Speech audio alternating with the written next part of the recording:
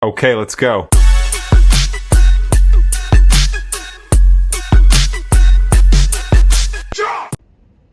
What's up, guys? It's Justin with Anxious Alpha.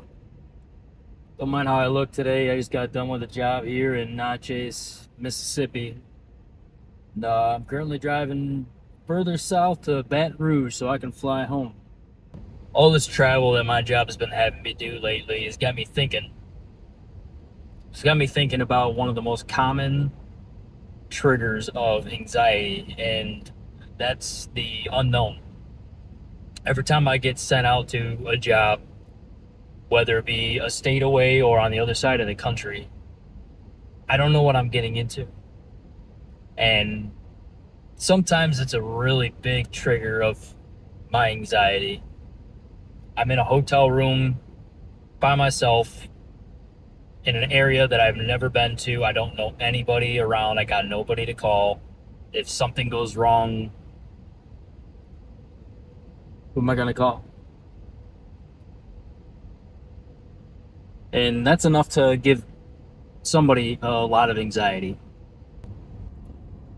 Some people might say, Justin, why do you do this job?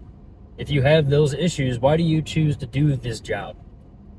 And I'll be honest, sometimes I don't even know how I do it.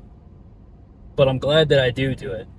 Because the more that I travel, the more I expose myself to those situations where I really don't know what's going to happen, and there's a lot of the unknown going into some of these jobs. And that counts towards exposure therapy. I've had issues with anxiety quite a few times going out of state for a job. And more so when I'm in the hotel room, especially at night. You know, nobody knows who you are.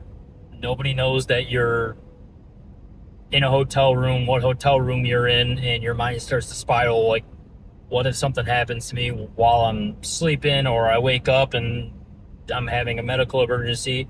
Nobody knows where I'm at. And I know some of you might think that's a little too far, but with anxiety disorder, it's a real thing. Those thoughts pop up, whether they're rational or irrational. They don't have to make sense. They just pop up. And that's when you can start to spiral. And you let your anxiety really take over. Those kind of far-fetched thoughts are exactly what triggers what I explained in my last video, is the feeling of being weak. And again, it doesn't make you weak, but those kind of thoughts can make you feel weak, because even though there's nothing wrong with you in the moment, your mind is tricking you into thinking that something is or will go wrong.